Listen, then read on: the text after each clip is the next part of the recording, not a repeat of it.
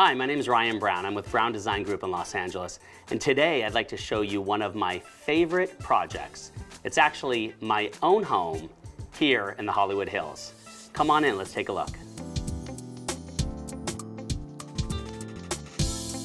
So what we've ended up with is this one large great room. I blew out all the walls in this room, I raised the ceilings, and I threw in these huge glass doors along the back to bring in a lot of light, make the room feel open and airy. With all this open, unobstructed space, I had a blank canvas, and the place I started was the dining room. I wanted to separate the kitchen from the dining room, create some interesting seating, and to build this architectural feature so that when people walked in, they were like, wow, that's cool. The dining table is 14 feet long with legs on the end. It's not something you're likely to find today. Every designer wants to create a dining room where people can stay for hours chatting and drinking wine. Speaking of entertaining, we do a lot of that in the kitchen. Let me show you. The kitchen really is the heart of the home. We are big entertainers, and we're in here all the time. So here I have 2 bar stools at one end, 3 at the other. So when you're hanging out, it actually feels more conversational. The biggest risk I took in the entire house is this backsplash wall right here. When you get up close, you see the 3-dimensionality of the tile. When I found these industrial style pendants, I knew that this was the right fixture to go with because they relate to the factory windows over on the other side of the kitchen. You can see all the way through to the living room, which I need to show you next.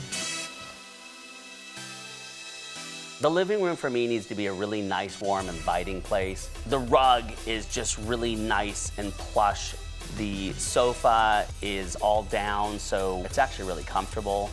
I had these old oars, and when I brought them in the room, they happened to be just the right length to accentuate and frame the fireplace. I mean, there's no right or wrong when it comes to design, right? Here, I wanted a place that I could work, that I could sleep, and I could get ready, all in the same room. There's a comfortable little sofa and coffee table if I want to hang out here in the morning, have a cup of coffee, and do some reading. It's kind of like a gentleman's library.